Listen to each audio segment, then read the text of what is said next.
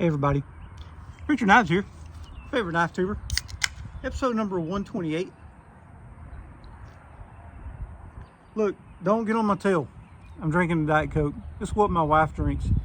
And the guy got so thirsty he drank all of his stuff. So this is what we got. Anyway, I want to show y'all some sweet knives. Never done this facing the tailgate thing. I figured I'd do something a little different. Mostly because what I want to show you, you got to see this part of me. Well, and you can't. That's fine. So, I got a fixed blade today. I told y'all that I carry fixed blades on my days off. I usually have never been a fixed blade guy. However, Erica's EDC, she persuades me. I don't know what it is. I watch her videos and she just gets in my brain with the stuff. You know what I'm saying? So what I got today is a Kyle Noseworthy Wharncliffe EDC. That's not all I got. This is kind of a Kyle Noseworthy video, I guess you could say, because both of these knives are Kyle Noseworthy. Kyle Noseworthy is a Canadian knife maker and YouTuber. Pretty a big channel. He's got in the hundreds of thousands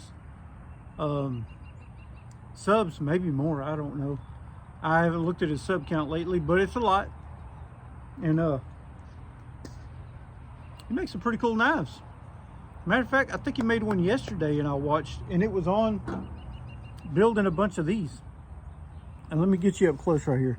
These right here, like I said, it's called the Wharncliffe EDC. Whew, that's sharp. And this one right here particularly has the micarta scales, natural micarta.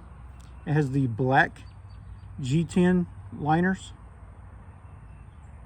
Sweet. It's got the lanyard hole. It's kind of angled off right here at the butt, which I think looks really good.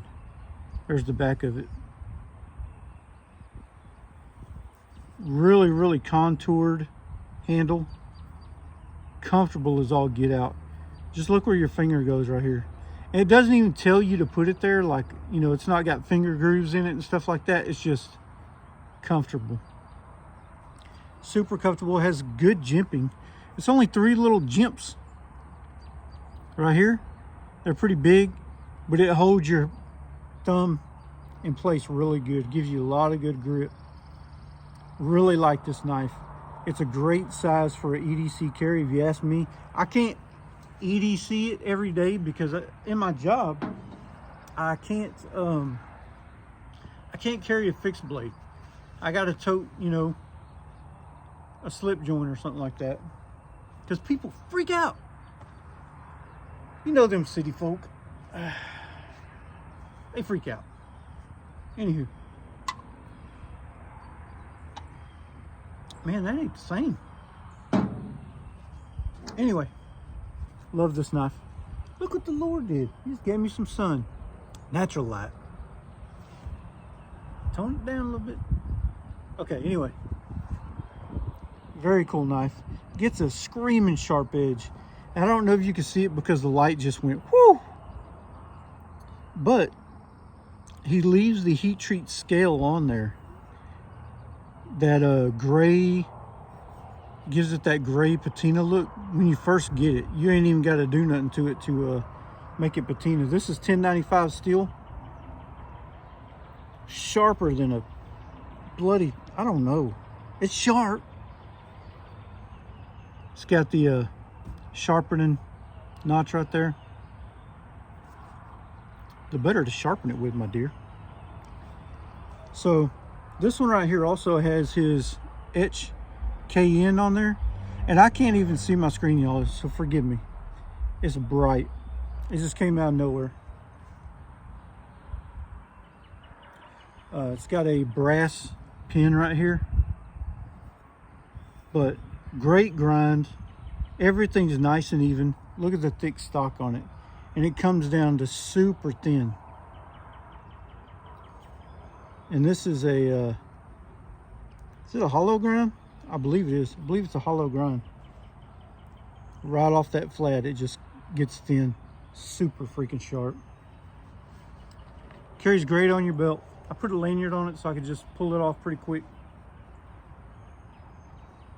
Now, the micarta, I can say, it's not as grippy as I thought it was going to be. Most micarta I got is pretty grippy. But for some reason, when it's wet, it's pretty grippy. So, anyways.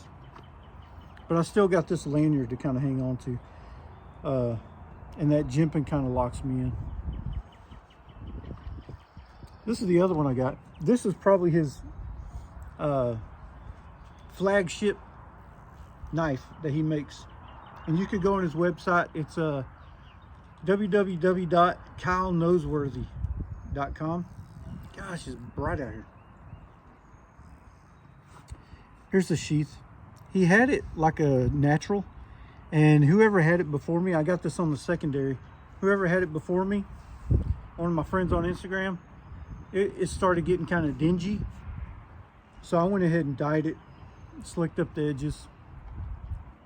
But it's a great design. Fits in there really well. It's kind of contoured to that knife, see? Here's the knife. This one is called the Bake Apple. Man, and this thing is sweet. For real, for real. And it's got that same heat treat slag on it. That's not really patina. Most of the time when it does patina, it's right here on that edge. And that's a Scandi grind. But I like to keep that edge pretty polished. I think it just looks sweet. So I'll hit you on the strop if it gets patina on it. The rest of the blade has patina, so I think that just looks cool with that contrast. And this thing is ridiculous. It don't take much to get it back screaming sharp. I haven't sharpened it. I have stropped it. Comes back every time so far. Got a really pointy tip. And it's pretty thick. See? This thing you can get serious with. It's got a, I don't know the size of that stock on that blade, but it's pretty thick. But it gets sharp. And I guarantee you can do a day's work with this thing. I don't know what this micarta is. It's like a maroon. It's stinking beautiful. And I hope it shows up in color on this video, because I can't even see my screen. You know how when you're outside and it's like blinding you from the sun, and you look at your screen and it's black? That's kind of what I'm seeing right now, so I don't know what y'all see. Brass pins. It's got that sawed off butt right there. I dig it. And he makes these with lanyard holes as well. These started out being a neck knife, I believe. A neck knife pattern. This one right here is just a little EDC pattern. Erica's EDC had one of these. And she did say that right here where the blade starts, that's kind of sharp. And honestly, I didn't notice it. And I even looked for it. I felt of it. It feels okay to me. It's not really rounded off, but it's got a corner there, but it's not really bothering me. Until I went to go stab it into something, and it kind of, you know, dented my finger a little bit. But it's also got the KN right there on the blade where he stamps it in. And here is the size comparison of both. The EDC Warncliffe is you know, a little bit bigger, probably about 1.5 inches bigger. They're both great EDC carry sizes. This one's a little more inconspicuous, so you can kind of hide it under your shirt. This one will, well, you see right here, you can, it kind of hangs down. But I really like both of these. Matter of fact, there's not a knife that he makes, if you go look on his website, that I don't like. I like all of them. He has a great eye for design, if you ask me. He's also one of them folks that he can take, I guess, constructive criticism because I've seen where he's fixed a couple of issues on his knives, which really weren't even issues. They were just kind of details. And I guess he ain't even fixing them. He's just kind of helping along that design to just make it better. And he's not opposed to that. He's always doing something different. Beautiful handles. He'll do like brass bolsters on your fixed blade. He'll do a lot of different things. So also he does a lot of buck, like buck 110, buck 112 customs, and he does awesome on that. I'm going to link his channel down below so you can check it out. I'll also link his website so you can look at what he has to offer. I believe most of his steel is going to be 01 tool steel, which to me is a great steel for, you know, everyday carry, whatever you got to do. I mean, I carry a 1095 in my pocket every day, and I've never really had issues. Now, it's not going to be the super steels like Magna Cut, K390, Maximate, or something like that. S35VN, he's not doing that stuff. But for what he's doing it right. And I'm going to tell you, his heat treat is dead on, because I don't know what it's rock weld at, but it's not soft when you sharpen it. It comes back screaming after you strop it, and it keeps an edge. It really does keep an edge.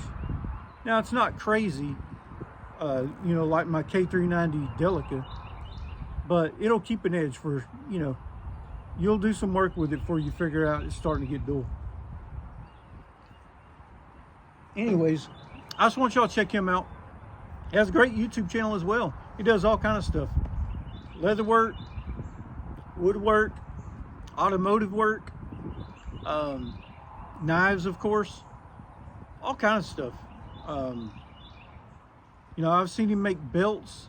I've seen him make gun straps, a rifle, slings, all kind of stuff. Wooden toolboxes, whatever. Very cool guy. I really love his channel. I've been watching it for years and years, since he first started. I believe I watched his first video, and highly recommend his channel. If you like my stuff, I'm sure you'll like his stuff. His is a lot better. He edits his, makes it look really good. It's got music going to it. He does great reviews. He does knife sharpening. So just a shout out to Kyle Noseworthy. Great looking knives. Love carrying his knives, and kind of hope to get more in the future. I've got a few I got my eyeballs on, and I definitely want to get those. I got both of these on the secondary market. I need to get one from him, you know, kind of the way I want it. So, and both of these, I like them just the way they are. But, you know, sometimes you just want something that's yours. So anyways, I'm going to end this video here. Don't forget, if you like this video, go ahead and hit that like button. Share it. Comment down below. I answer all your comments. I have since the beginning of this channel. I love that part of it. It's my favorite. Also, give me some feedback on the knives. What do you think about the knives? Don't forget to tell your friends, your family, your crush, your mom and them, your barber about Richter knives. And that little red button down there says subscribe. Push that thing. Hit the bell. I mean, that way you know that I've got another video coming out. Anyways, this is Richter with my Kyle Noseworthy. Out.